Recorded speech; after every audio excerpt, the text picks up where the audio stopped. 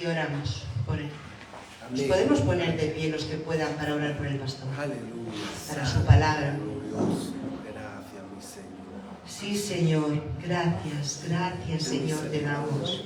Gracias por nuestro pastor, por su vida, Señor, por su entrega, por su denuedo, Señor. No hay nada, Señor, que no provenga de ti.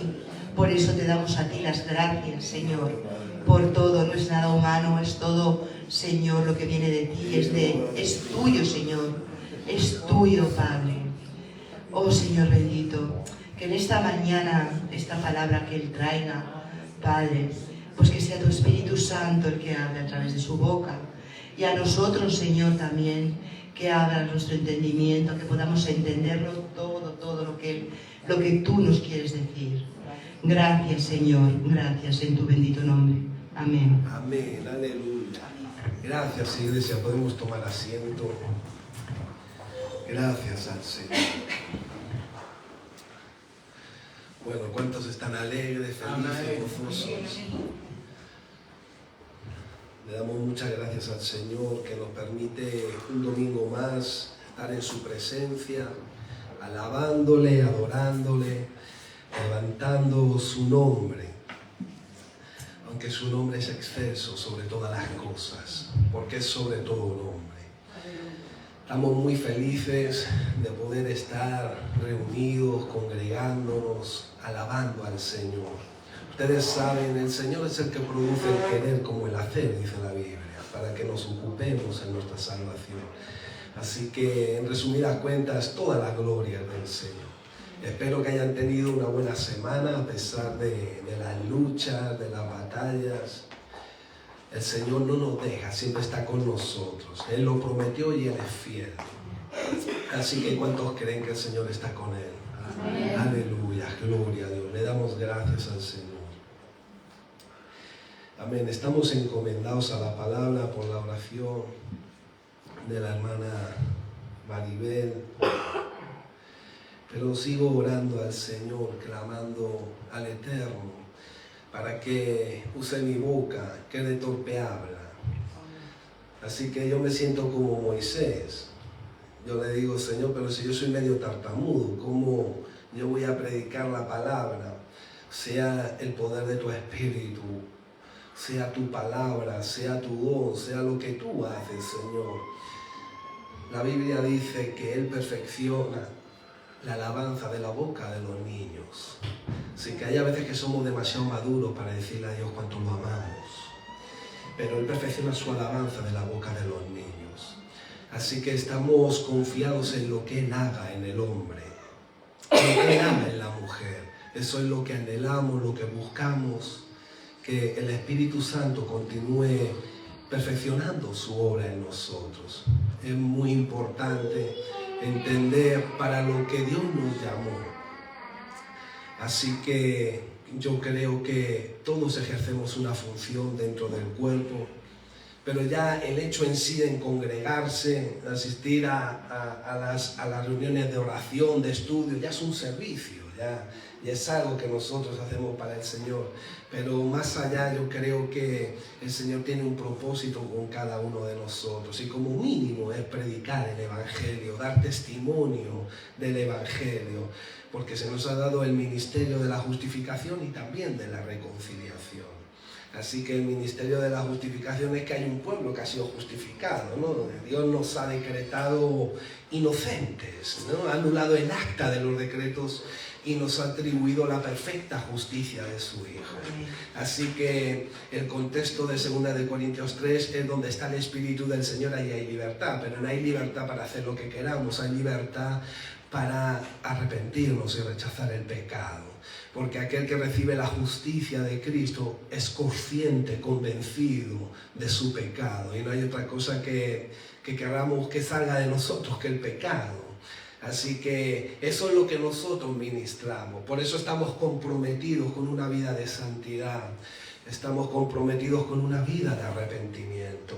Porque ¿cómo yo puedo decir a la gente que se arrepienta de sus pecados y reciba a Cristo si no estoy yo comprometido con la justicia de Cristo, ¿no? Y dice Romanos capítulo 1, allá por el versículo 17, que la justicia del Señor en el Evangelio se revela por fe y para fe. La justicia que te ha justificado te va a ser revelada progresivamente a través de tu devoción personal en la Escritura, en la oración. Y eso es lo hermoso, ¿no? Un pueblo que refleje a Cristo, ¿no? Que manifieste la vida de Jesús, ¿no? Eso tiene que traer gozo, alegría, esperanza, ¿no? Es la dicha del pueblo de Dios. Porque ese es el misterio escondido desde las edades y de los tiempos. Dice Colosenses 1, 26 y 27. La esperanza de gloria a Cristo en usted, ¿no? Entonces Cristo se tiene que ver, tiene que estar la evidencia.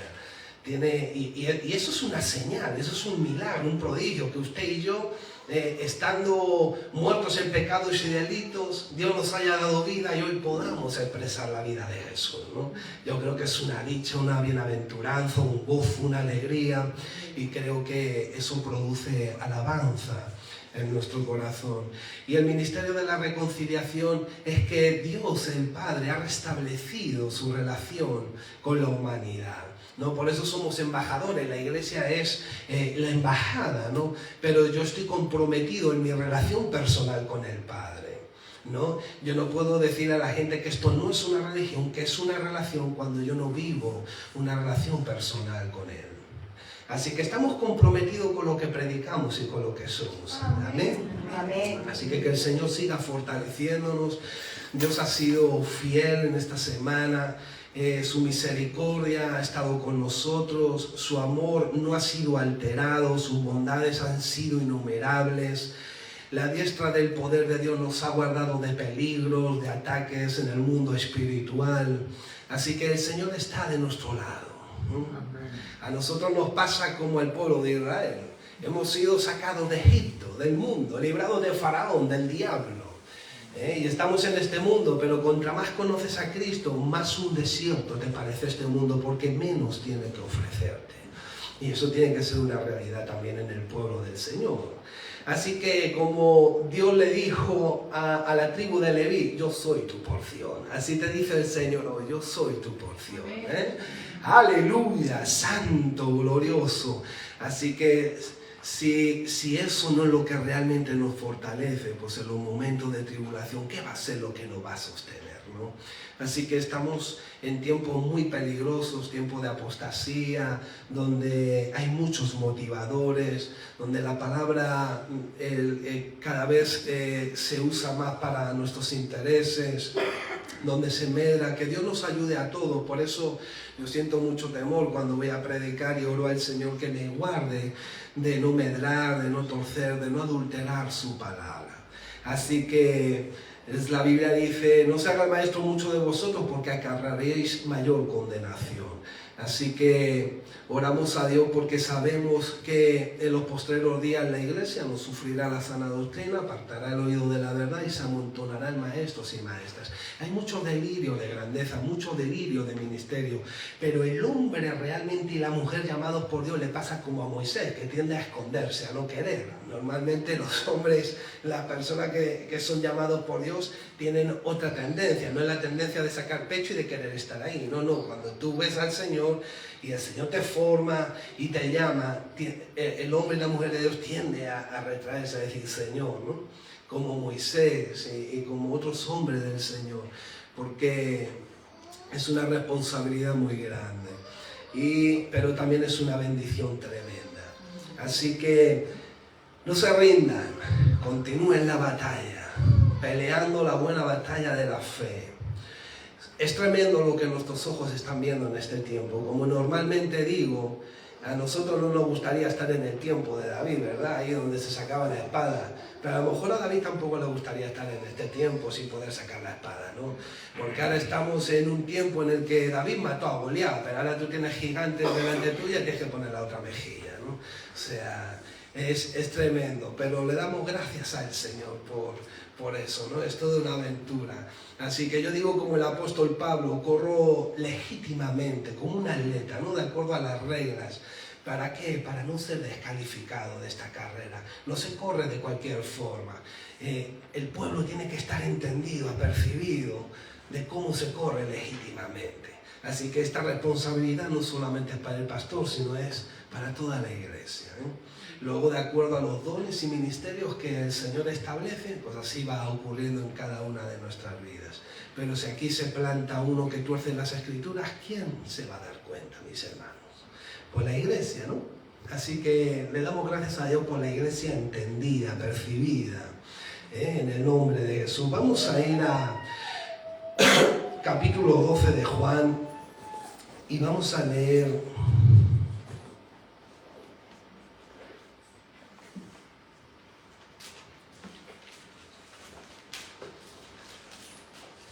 capítulo 12 del Evangelio de Juan.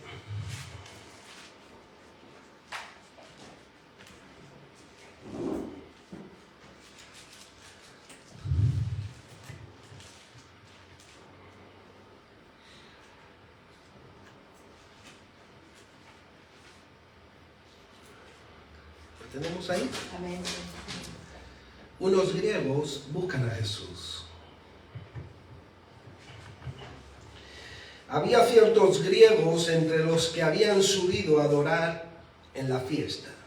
Estos pues se acercaron a Felipe, que era de Betsaida de Galilea, y le rogaron diciendo: Señor, quisiéramos ver a Jesús. Felipe fue y se lo dijo a Andrés. Entonces Andrés y Felipe se lo dijeron a Jesús. Jesús le respondió diciendo: ha llegado la hora para que el Hijo del Hombre sea glorificado. De cierto os digo, que si el grano de trigo no cae en la tierra y muere, queda solo. Pero si muere, lleva mucho fruto. El que ama su vida la perderá, y el que aborrece su vida en este mundo, para vida eterna, la guardará. Si alguno me sirve, sígame. Y donde yo estuviere, allí también estará mi servidor. Si alguno me sirviere, mi Padre le honrará. Amén. El Señor nos bendiga. Padre, en el nombre de Jesús necesitamos verte, oírte, escucharte, conocerte por medio de tu palabra. Queremos ser un pueblo que te honre no solamente de labios, sino con el corazón, que te adore en espíritu y en verdad. En el nombre de Jesús.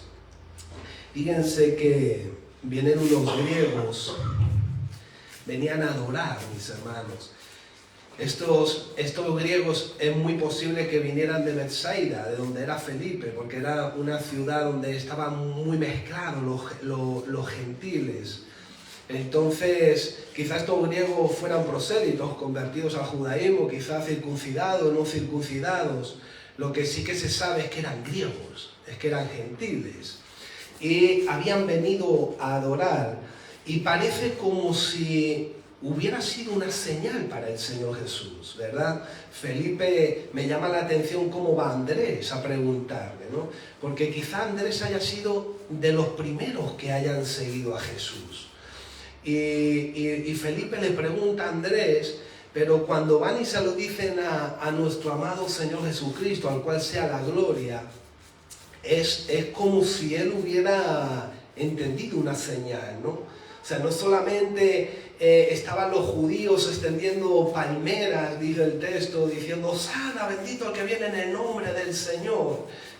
Y los religiosos le dicen: ay, dice, fíjate esto, como te adora, diles algo, ¿no? Y el Señor le dice: si estos se callaran, las piedras adorarían, las piedras alabarían.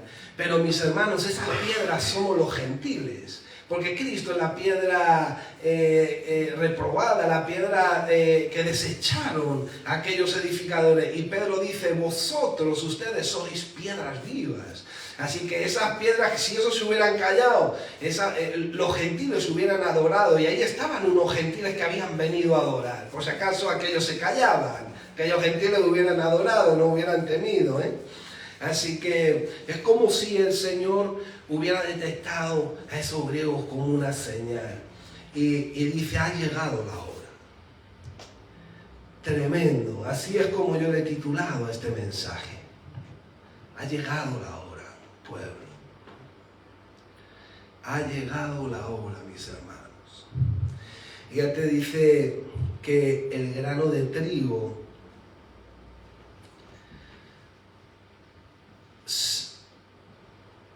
si el grano de trigo no cae en tierra y muere, queda solo, pero si muere, lleva mucho fruto. Fíjense que el Señor estaba utilizando esta figura agrícola para ilustrar lo que era el principio de la vida a través de la muerte.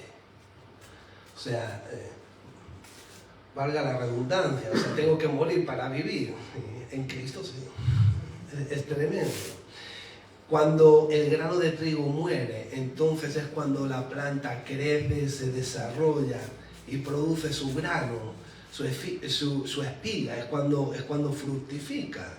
Así que Jesús usa el crecimiento del trigo desde una semilla como una explicación de su propia obra, de su vida, de su muerte, de su resurrección de los muertos, de su glorificación, pero también de su ascensión. Así que fíjense que su muerte iba a abrir la salvación a la gente, iba a abrir las puertas a la salvación. Y el Señor dice, ha llegado la hora, ahora es el tiempo. Ha llegado la hora por el cual yo he estado trabajando toda la vida. O sea, ahora es que se va a resumir mi ministerio aquí en la tierra. Ha llegado la hora donde yo voy a afrontar el clímax, la cúspide, o sea, el punto máximo de mi ministerio aquí en la tierra. Amén. O sea, Él iba a ser humillado, sufriendo física y emocionalmente, siendo justo y perfecto, muriendo crucificado, mis hermanos, con clavos en manos y pies, un castigo que le precedió, que no podemos entender, una carga interna donde por sus poros salía sangre. Nosotros desconocemos el sufrimiento que tuvo Cristo, no podemos entenderlo, porque Él murió por todos nuestros pecados, por todas nuestras enfermedades, cargó con la ira, con la condena eterna, pagando en el tiempo. Entonces ahí yo me di cuenta del sufrimiento. Así que fíjense, mis hermanos, que para Cristo, ¿no? Cristo estaba hablando de gloria. O sea, cualquiera pudiera estar hablando de gloria en ese momento. Pero es que para Cristo la humillación en el sufrimiento y la muerte iban a ser el camino a la gloria. La humillación en el sufrimiento para Cristo y en su muerte iba a ser el camino a la gloria. Así que el Padre lo iba a honrar. Fíjate que Jesús lo que estaba transmitiendo es: voy a sufrir terriblemente. Él ya venía anunciándolo: voy a sufrir terriblemente.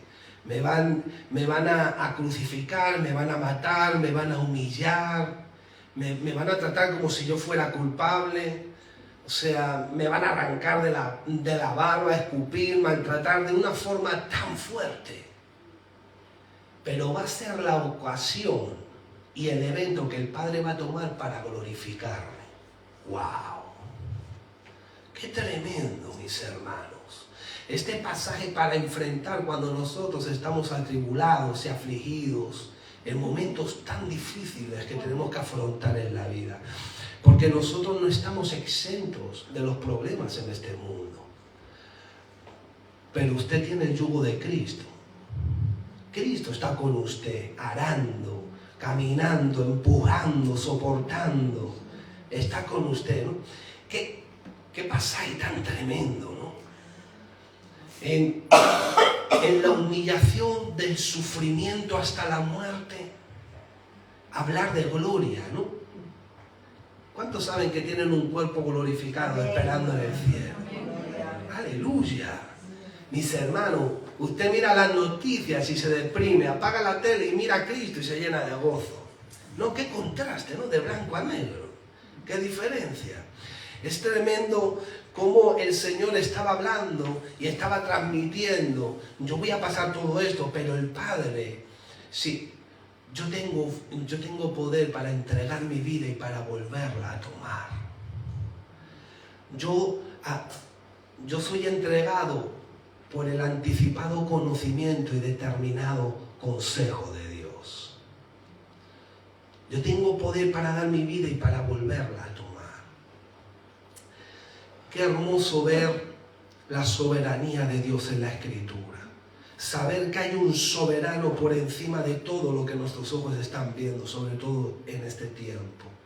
Saber que la soberanía de Dios es la que realmente rige. Saber que este mundo está bajo el poder del maligno, como dice la Biblia, pero que todo el poder le ha sido dado a Cristo en los cielos y en la tierra, y que Él va a reducir todo dominio, todo reino, todo gobierno en el mundo que no se sujeta al Padre.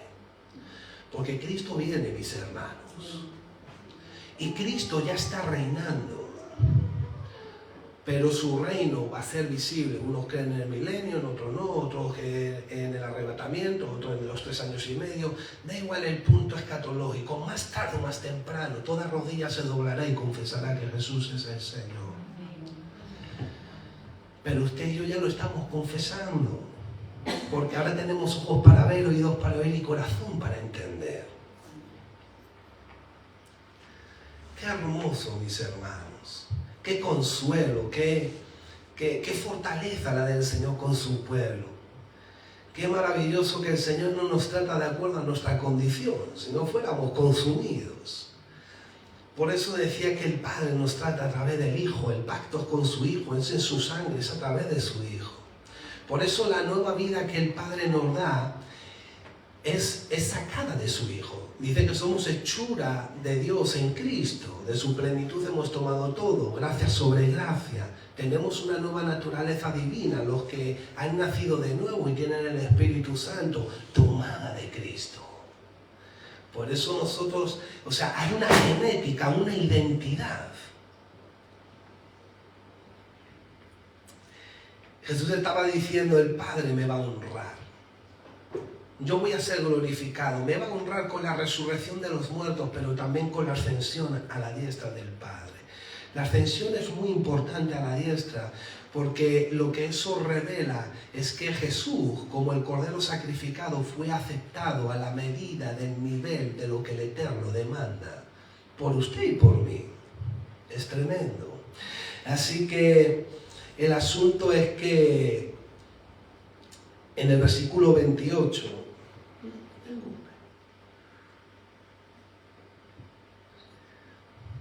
fíjense, de este mismo capítulo, Padre, glorifica tu nombre. Entonces vino una voz del cielo, lo he glorificado y lo glorificaré otra vez. Padre, glorifica tu nombre. ¿Quién puede decir conmigo, Padre, glorifica tu nombre? Aquí en la tierra, ahora, en mi vida. Padre, glorifica tu nombre. Lo que estaba diciendo, rinde la estima y la honra que solo tu carácter, tu autoridad, tu esencia, tu soberanía, tu reino, tu personalidad, lo que tú eres merece. Rinde la estima, el poder, la capacidad, la operación, para que tú seas glorificado de acuerdo a tu carácter, a tu autoridad, a tu reino, a tu soberanía. Rinde la estima, mis hermanos. Para que podamos glorificarte.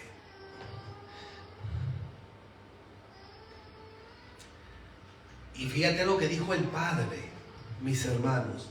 Lo he glorificado y lo volveré a glorificar. Lo he glorificado y lo glorificaré otra vez. Fíjate que Jesús ya estaba caminando en gloria, en la gloria. ¿Por qué? Porque en Lucas 4:18 dice, el Espíritu del Señor está sobre mí. ¿De dónde procede el Espíritu Santo? Dice la Escritura, del Padre. Por eso Él decía, el Padre y yo uno somos. Pero el Padre estaba en el cielo. Lo podemos ver en varios textos. Yo y el Padre somos uno. Quien me ha visto a mí ha visto al Padre. ¿Por qué? Por la obra del Espíritu Santo que estaba en Jesús como hombre. Pero ese mismo Espíritu Santo es el que está en usted. Y el que está en mí, el que está en la iglesia. El Espíritu que procede del Padre. Y el Padre estaba diciendo, lo he glorificado. Pero lo glorificaré otra vez. Fíjate, iglesia, que gloria es la pompa, el esplendor, todo lo que Dios es, en esencia y en sustancia. Pero también es todo lo que Dios hace, todo lo que Dios da. Todo habla de su gloria, mis hermanos. Si usted se pone a analizar la genética natural, el ADN, el sistema solar, la creación, todo lo que Dios ha hecho, ¡wow! ¡Qué glorioso! Te sale humo, ¿no?, de la cabeza de intentar entender cómo pudo. Bueno, la Biblia dice que Él dijo y existió. No quieras entenderlo porque no vas a poder. Por eso nosotros en lo que no creemos, lo seguimos por fe. ¿Por qué? Porque las cosas reveladas son para el pueblo y las secretas para Dios. Nosotros no podemos entender. ¿Cómo que dijo y fue hecho? ¿Sí? Porque los cielos son obra de sus manos. ¡Wow! O sea, usted no solamente ve la gloria en lo que Dios es, en esencia y sustancia, sino en lo que Dios hace. Y usted es algo hecho por Dios. El eterno poder y deidad de Dios se hacen claramente visibles por las cosas hechas. Y la iglesia es algo que Dios ha hecho. Israel es algo que Dios ha hecho. La Biblia es algo que Dios ha dejado. Lo que Dios hace revela la gloria de Dios. Lo he glorificado y lo glorificaré otra vez. O sea, por eso Jesús es el resplandor de su gloria y la imagen misma de su sustancia. Y quien sustenta todas las cosas con la palabra de su poder. Dice Juan 1:14, y vimos su gloria, gloria como del unigénito del Padre, lleno de gracia y de verdad. O sea, la gracia, la dispensación, la impartición del reino de los cielos, la verdad, todo lo que Jesús manifestó. Esa era la gloria que estaba viendo el pueblo. Él dijo, la gloria que me diste, dijo en Juan 17, la gloria que me diste se las he dado, para que sean uno. Les he dado la gloria que me diste. Aquí hay un pueblo, la gloria que me diste se las he dado. Mis hermanos, ¿están entendiendo la gloria que usted me ha dado? Mi amado Padre Celestial, yo se la he dado a ellos, a mis discípulos, a tu pueblo. Lo he glorificado y lo volveré a glorificar. Tú tienes un cuerpo glorificado, pero tú ya estás caminando con la gloria y en la gloria. Porque para el pueblo de Israel la gloria estaba en el lugar santísimo, donde estaba el arca del pacto, donde estaba la vara de Aarón, el maná, las tablas del testimonio con los mandamientos. Pero ese arca del pacto, ese lugar santísimo está en usted, porque usted hoy es el templo. La gloria está en usted. Aleluya, dime si esto no produce alabanza. Aleluya, santo, bendito, glorioso. Aleluya, dáselo fuerte, iglesia. Dáselo fuerte, gózate, pueblo. Aleluya, santo, glorioso. O sea, nosotros ya estamos viendo parte de lo que será, porque Él ha rendido una medida para que usted lo exprese, lo viva, se goce. Usted tiene las alas del Espíritu. Dios nos ha llamado para ser de bendición, no nos ha llamado para hacer cola, sino para ser cabeza, para estar adelante, pero es en Cristo. Es como Él ha establecido. Es lo que su gloria produce, mis hermanos, lo que su palabra refleja. Por eso Él es luz. Su palabra es lámpara a nuestros pies, lumbrera a nuestros caminos, es luz. Ustedes pueden ver que dice que en las bodas de Caná, en Juan 2:11, dice que su gloria se manifestó convirtiendo el vino en agua. O sea, gloria no solamente es lo que es Él, sino es todo lo que Él hace. Por eso no podemos ser una iglesia carnal, tenemos que ser una iglesia espiritual. Aunque hasta para la carne hay esperanza, porque hay un apóstol Pablo que dice, ya no vivo yo en mi carne, vivo en la fe de Cristo. Pero él tuvo que crucificarla. Hasta para la carne hay esperanza. Aleluya, ¿quién dijo que no? Las emociones son buenas. ¿Quién dijo que las emociones eran malas? Siempre y cuando estén santificadas por el Espíritu. No sea un emocional carnal, porque eso es lo peor, mis hermanos. Pero emoción, ¿dónde se manifiesta el amor, la bondad, la benignidad? En nuestros sentimientos, en nuestras emociones. Ahora, ¿dónde se manifiesta el odio, la ira? Eso es lo que no puede ser.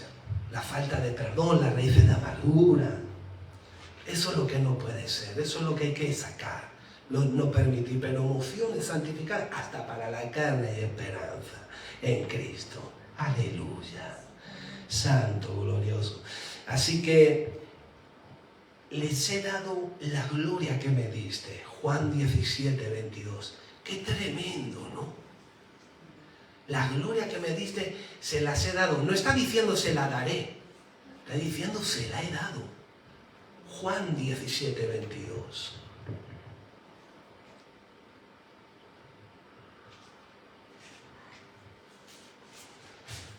Dice 2 de Corintios capítulo 4 que el Señor ha depositado esta gloria en vasos de barro para que la excelencia de su poder sean suyas. O sea, fíjense, mis hermanos, la gloria de su presencia, de su poder. Aleluya, qué hermoso. Así que fíjense, mis hermanos, el versículo 25 y 26 del texto que hemos leído. El que ama su vida, la perderá. Y el que aborrece su vida en este mundo, para vida eterna la guardará. Si alguno me sirve, sígame. Y donde estuviere, allí también estará mi servidor. Si alguno me sirviere, mi Padre le honrará. Tremendo estas palabras, mis hermanos. Qué fuerte estas palabras. Capítulo 12 de Juan, donde estamos, versículo 25-26, acabamos de leer. El que ama su vida, la perderá. Y el que aborrece su vida en este mundo, para vida eterna la guardará. Dicho de otra forma, los que siguen a Cristo, los que han recibido vida eterna, siguen a Cristo sacrificando su vida. Cuando nosotros nacemos de nuevo y recibimos vida eterna, no hay cosa que más nos satisfaga que agradar a Dios, que servir a Dios. Por eso, cuántas cosas, como el apóstol Pablo, ¿no? Cuántas cosas para usted la ganancia y las ha estimado como pérdida y como basura. Ya no quiere lo que tenía antes. Y dice, fíjense, y dice, para ganar a Cristo. El apóstol Pablo decía, todo lo tengo por la basura para ganar a Cristo. Fíjate, para ganar a Cristo. O sea, él había sido ganado por Cristo en la cruz. Y ahora tenía que ganar a Cristo. ¿Por qué? Porque hay una carne que se opone, mis hermanos. Un mundo que se opone, el pecado que se opone, hay muchas cosas que se oponen. Pero el apóstol Pablo todo lo tenía por basura para ganar a Cristo. Mis hermanos, usted y yo también tenemos que vivir desechando todas las cosas que se oponen para ganar a Cristo. Porque, mis hermanos, fíjense, nosotros somos una iglesia que vivimos pidiéndole a Dios ser llenos del Espíritu. Porque así dice Efesios 5, ser lleno del Espíritu. Hay que pedirlo, mis hermanos. ¿Por qué? Porque Él es eterno. Porque usted nunca va a recibir todo lo de Dios, porque Él es eterno. Pero fíjate, ser lleno del Espíritu está limitado. Pero dice que Dios nos da el Espíritu por medida. Porque ser sumergido, bautizado en el Espíritu, no hay medida. Él te puede llevar a las profundidades y no te preocupes que Él te va a dar el oxígeno para que no te ahogues. Y ahí no hay medida. ¿No le llena esto a usted de perspectiva? De ilusión, de saber que cuando se meta en su habitación y cierre la puerta, Dios tiene cada vez más y cada vez más y cada vez más. No es en plan posesivo y egoísta, no es que Dios te ha llamado para eso, pero ¿para qué te ha llamado? Para manifestar su gloria, porque Él pone su gloria en vaso de barro. ¿Pero para qué? Para ser como el Maestro. Fíjase lo que dice. Dice, el que me sirva, sígame. Cualquiera le sigue. Vamos a ver, Señor, espera, vamos a hacer un stop. Tú me estás diciendo que yo te siga, pero te estás diciendo que te van a pegar, te van a maltratar, te van a crucificar, te van a humillar. y yo te sirvo, pero te tengo que seguir. ¿Usted entiende el texto? ¡Wow! El que me sirve, que me siga. Este ya es otro cantar. Este ya es otro cantar. Nos gusta recibir la gloria, pero no nos gusta sufrir por la gloria. El que quiera andar en Cristo piadosamente, ¿qué le va a pasar? Sí lo dice la Biblia. Segunda de Timoteo 3:12, todos los que quieran vivir piadosamente en Cristo Jesús serán perseguidos. Ser sufridos por causa de la justicia, os vituperarán por causa de mi nombre. Ustedes saben, mis hermanos, que hay escritos, a mí me han enviado comunicados de la ONU, donde la Iglesia cristiana está considerada como enemigos de los derechos humanos. Mis hermanos, ustedes saben que la ONU son los pies de barro que vio Daniel con esos 10 dedos. Daniel profetizó ya una democracia en un tiempo que ni se concebía la democracia. Digo, yo veo una alianza humana. Pero también dice que venía una piedra del cielo que los destruía. Y ese es mi Cristo. Amén. Ese es nuestro Rey. Pero me refiero que en cualquier momento se puede levantar una persecución que todavía usted y yo no hemos visto. El que me sirve, sígame. Esto es tremendo, mis hermanos. Fíjense que el que está diciendo, el que ama su vida la perderá, porque la vida es Cristo.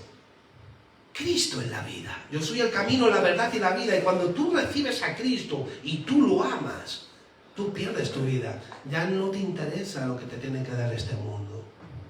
Ya no lo quieres. La pierdes. No, Señor, aquí parado estoy. Yo todo esto ya no lo quiero. Yo he gustado lo celestial. Yo quiero lo del cielo. ¿Verdad?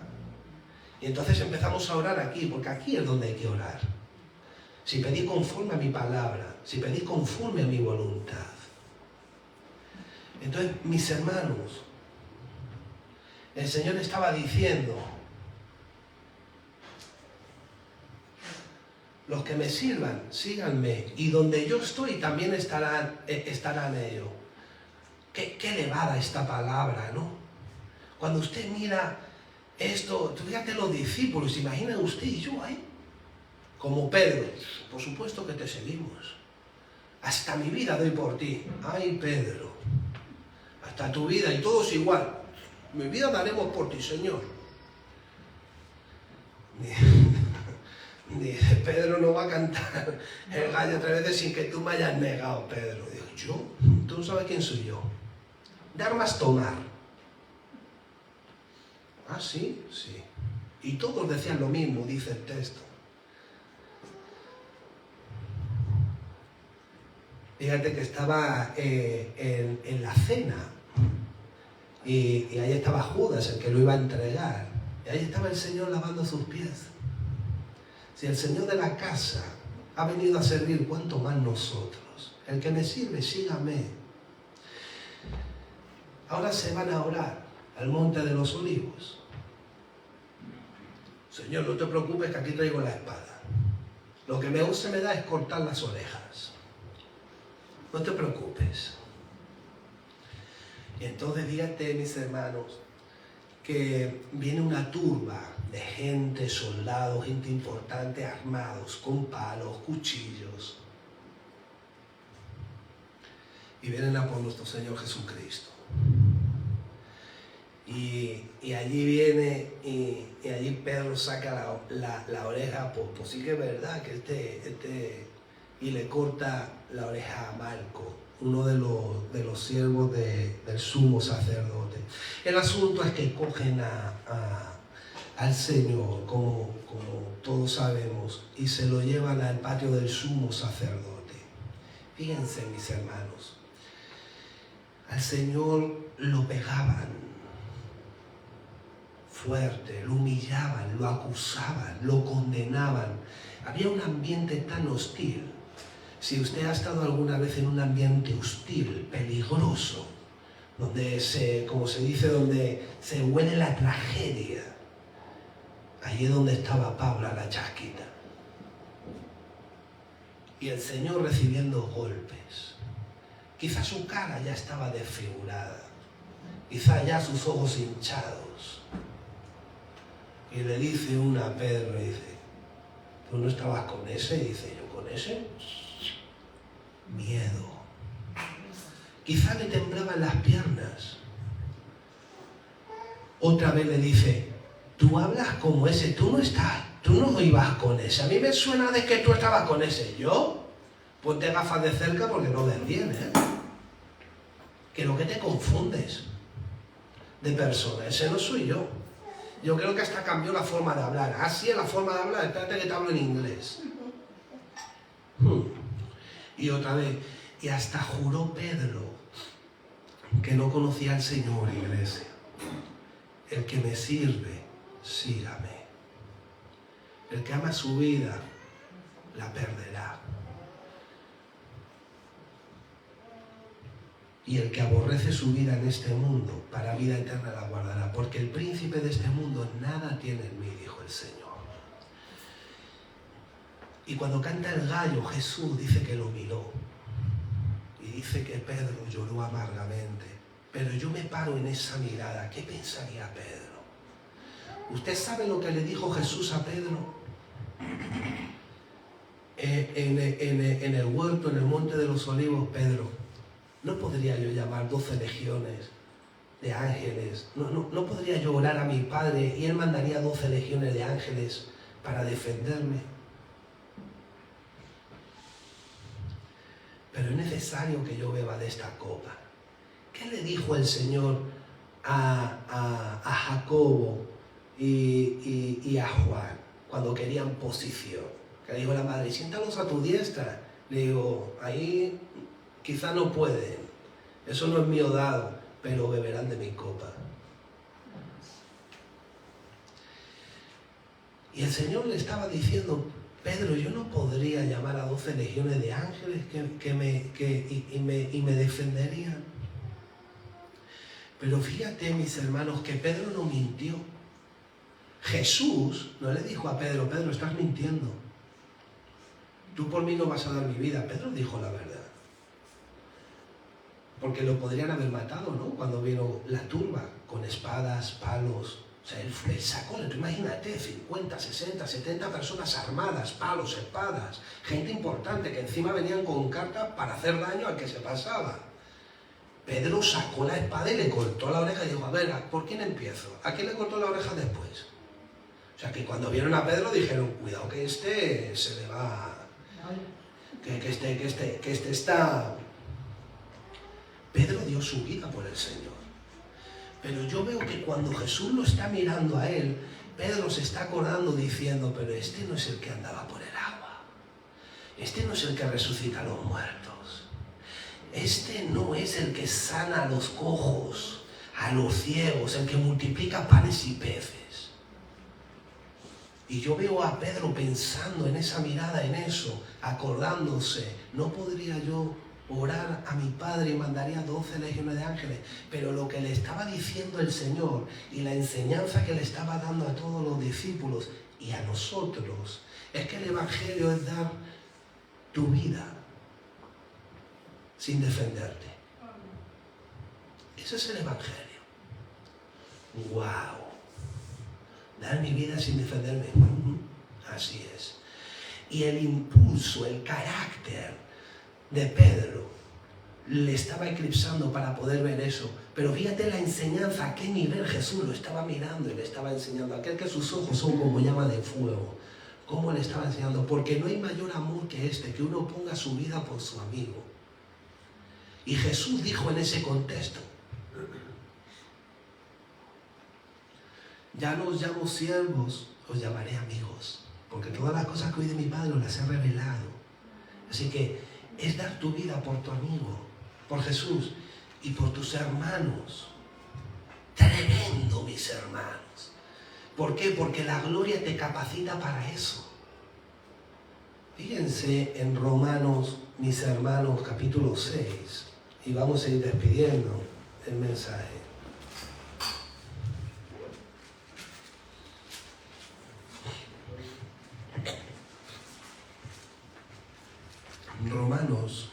capítulo 6.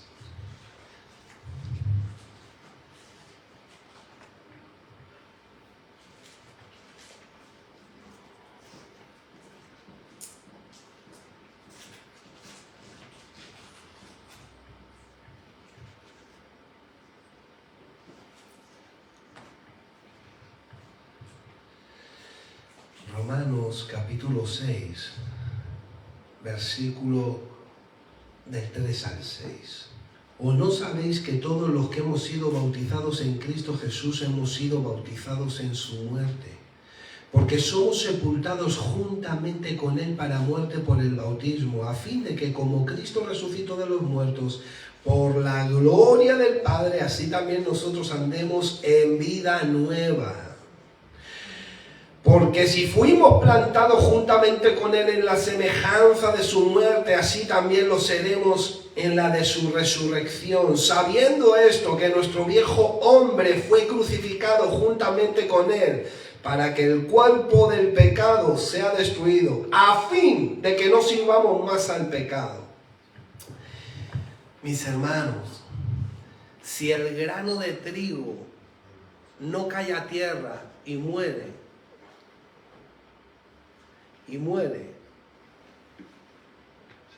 ya no se escucha, ¿no? Menos mal que tengo una buena voz. Si el grano de trigo no cae y muere, no lleva fruto. ¿Quién era el grano de trigo aquí? Era Jesús. ¿Quién fue quien murió? ¿Quién es el fruto? Usted. Usted es el fruto. Si yo muriese, a todos atraeré a mí. No dice a todos, de toda persona, de cada generación, de cada mundo, no. A todos los que son atraídos. A todos los que han sido elegidos, llamados. Usted es ese fruto. Usted murió a lo que era. No se resigne como Pedro, cortando orejas, yo no sé qué podemos hacer. Porque mis hermanos, fíjense, otro texto. Vamos a Mateo 13:37.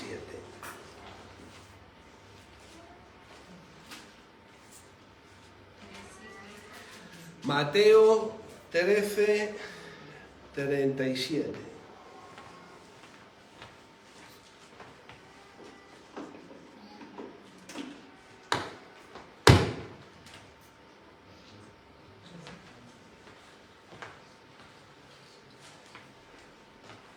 Los hermanos del equipo de sonido están en camino. Aleluya. Bueno, fíjense, Mateo 13:37.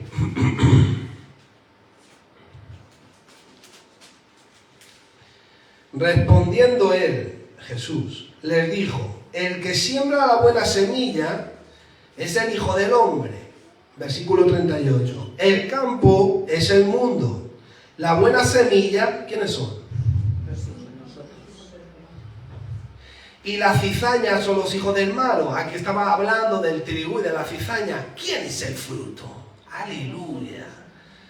Hay un pueblo que tiene la genética, la identidad, la vida del Señor. Es tremendo. O sea, fíjate que aquí el Señor estaba explicando la parábola del trigo y la cizaña. Pero mis hermanos, la Biblia dice en Romanos 11:17 que nosotros éramos ramas silvestres. ¿Qué dice Tito 3:3? Vamos a Tito 3:3 para ponernos un poquito en guardia, para hacerle un poquito la guerra a la carne.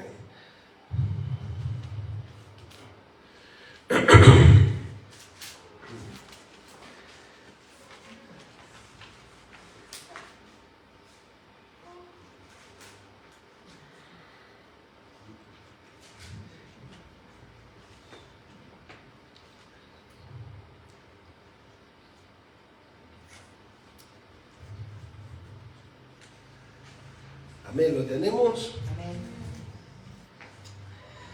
Porque nosotros también éramos en otro tiempo insensatos, rebeldes, extraviados, esclavos de concupiscencias y deleites diversos, viviendo en malicia y envidia, aborrecibles y aborreciéndonos unos a otros.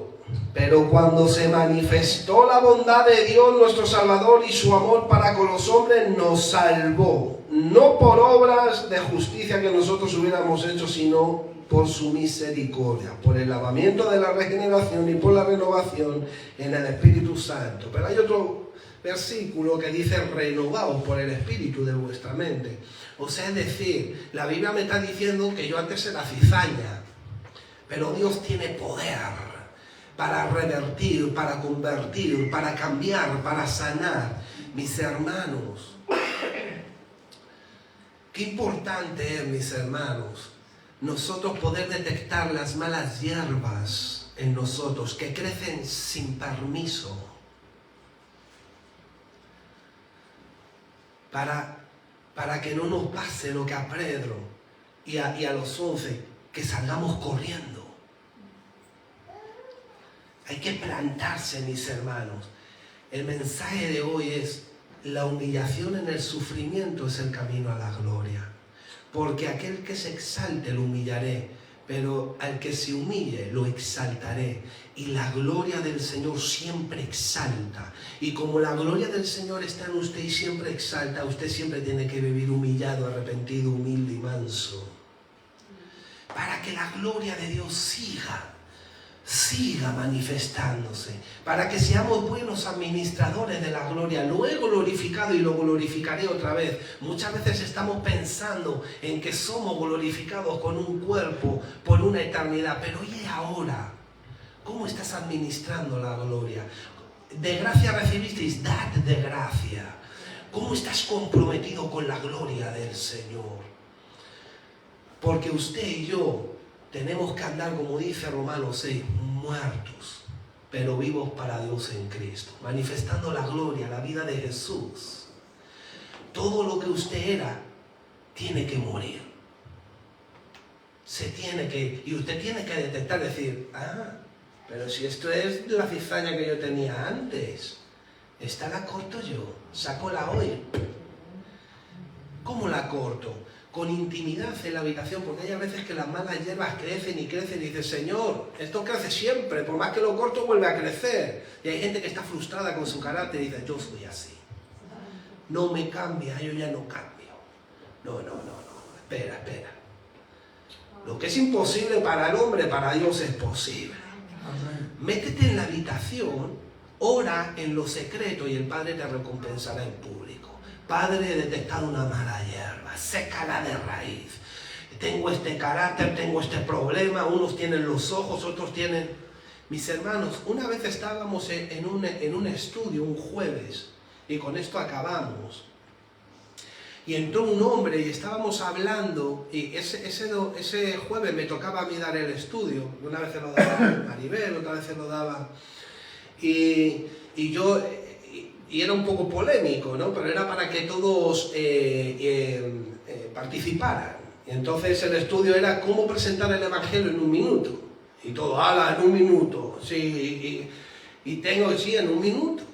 Porque la gente no te escucha muchas veces más de un minuto. Entonces tú tienes que decirle a la gente, en el estado en el que está, la gracia de Dios, cómo Dios lo soluciona en su amor por medio de su Hijo, y cómo la fe tiene que depositar su confianza exclusiva. No sé, estábamos ahí hablando. Entonces entró un señor y se sentó allí al final. Y entonces, pues como era así muy colaborativo, y era como que uno decía: vamos a ver esto, ¿no? Era como muy interesante ese día. Entonces ese hombre empezó a participar. Y entonces una vez Maribel le dice: claro, hermano, y tal. Ya se había montado ahí una jerga, ya estábamos ahí hablando, ya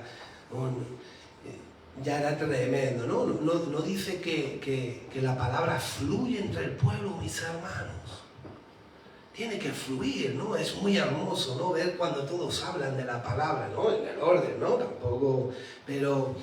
Y entonces, cuando ella le dijo hermano, él dijo: bueno, yo no soy hermano.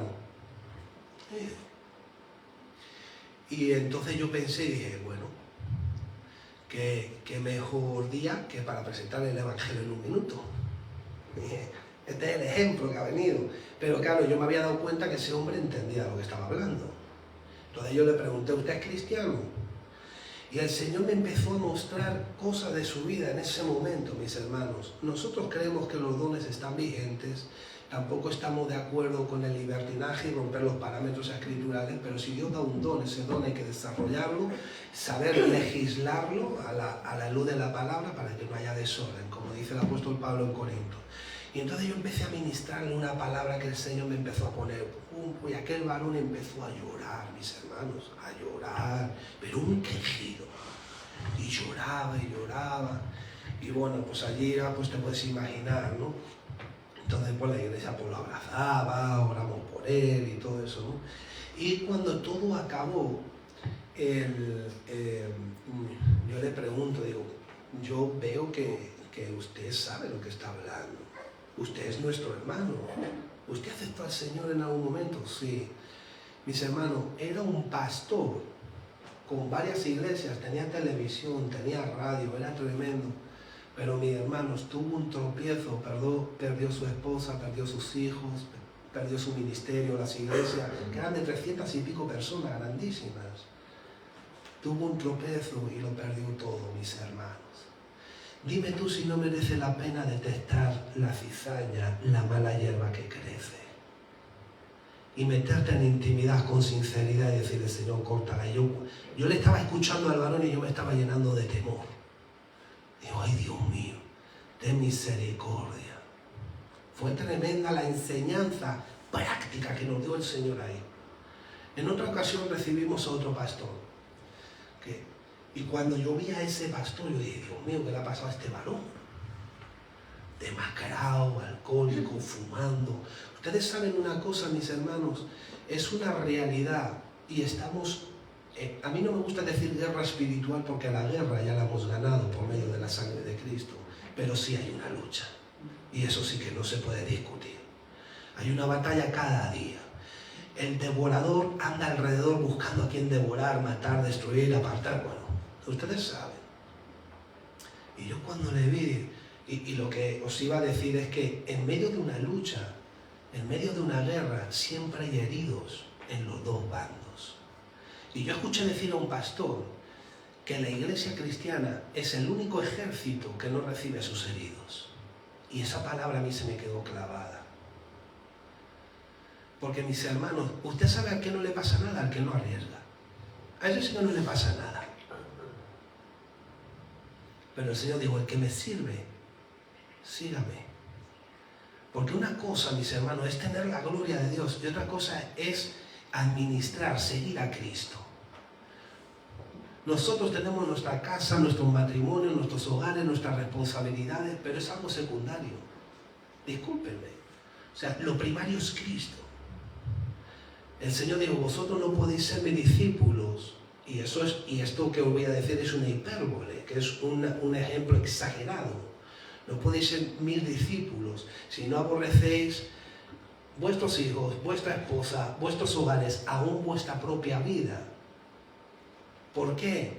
Porque cuando tú amas a Cristo primero, ante todo, amas todas las cosas como nunca las has amado. O sea, no quiere decir que tú tienes que aborrecer a tu esposa, no, tu esposa la tienes que tratar como el vaso más frágil. Tu casa tienes que proveer para su alimento.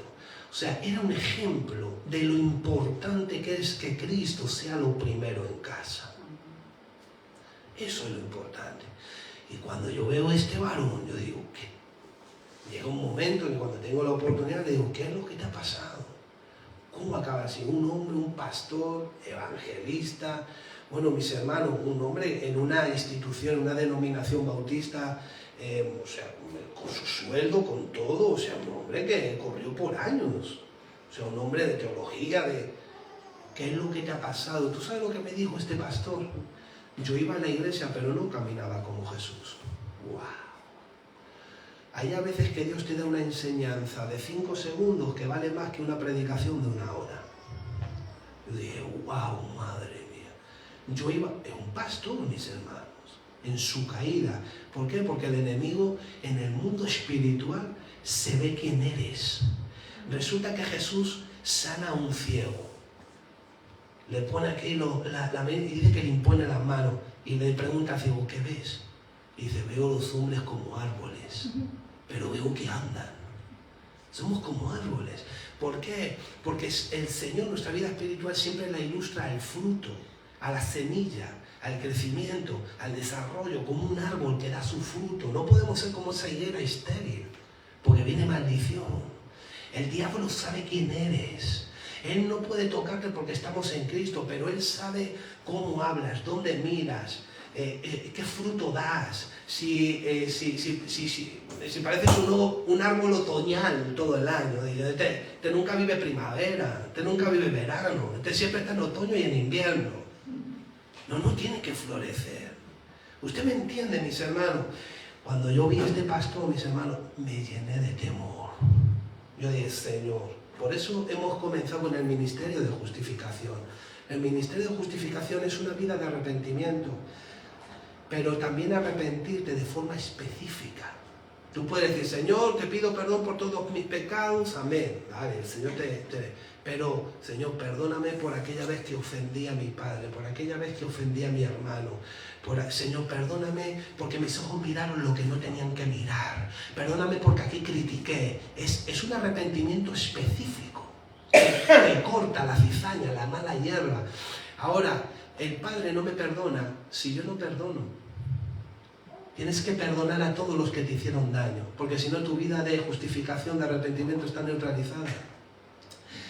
Y también tienes que saber pedir perdón, ¿no? Si vas a traer tu ofrenda, déjala primero en el altar y reconcíliate con tu hermano. O sea, son 4 cosas necesarias. Es muy importante, mis hermanos, lo que estamos hablando. Tremendo. Que el Señor nos ayude y que nos dé la fortaleza para ser sufrido por causa de su justicia. Ahora, el primero que te va a hacer sufrir va a ser tú mismo. Tú mismo te vas a hacer sufrir a ti mismo, ¿no? Pero hay que ser sufrido por causa de la justicia, para que la vida de Jesús se manifieste. Bueno, lo dejamos aquí, mis hermanos. Muchas gracias por vuestra paciencia. Vamos a ponernos de pie por un momento y vamos a orar al Señor. Aleluya, santo, glorioso. Gracias, Señor. Gracias porque tú has impregnado nuestras vidas con tu Espíritu Santo. Así como el aceite cae por la barba del sumo sacerdote, así tú nos has ungido. Hoy notamos tu gloria, habitamos en tu presencia y es por tu misericordia, porque no es del que corre ni del que quiere, sino del que Él tiene misericordia. Así que clamamos no en nuestra justicia, sino en tus muchas misericordias. En el nombre de Jesús, Padre, oramos, Señor, para que nosotros podamos vivir amándote, perdiendo, Señor, humillándonos en el sufrimiento para aportar tu gloria. Queremos ser sufridos por causa de tu justicia. No queremos que la aflicción, que el sufrimiento, que las batallas, que las luchas nos frenen, nos paren y nos impulsen a la carne, a lo caído. Corta toda mala hierba. Queremos ser ese trigo que lleva el grano de Cristo. Amén. Queremos ser ese trigo que dé ese fruto.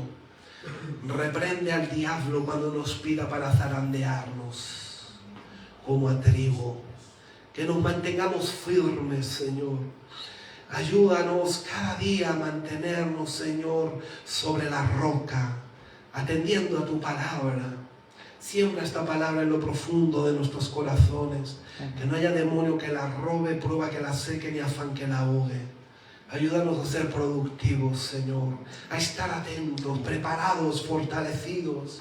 Padre, en el nombre bendito de Jesús, oro por tu iglesia, la niña de tus ojos. Oro para que seas como con un escudo alrededor de ella, guardándola, cuidándola, protegiéndola. Envía tus ángeles guerreros, Señor. Ayúdanos, Señor, a ser una iglesia percibida, entendida. Produce en nosotros lo necesario para continuar ocupándonos en nuestra salvación. Padre, bendice cada vida, llena cada vida con tu espíritu, cada hogar, Señor. Bendice las finanzas de cada hermano hermano y hermana. Bendice cada matrimonio, cada familia, Señor. Guarda a mis hermanos y mis hermanas de todo plan antagónico de las tinieblas. Oh, Santo glorioso. En el nombre de Jesús. Amén. Dale un aplauso fuerte a tu rey. ¡Dáselo fuerte si lo amas! ¡Aleluya! Gloria al Señor.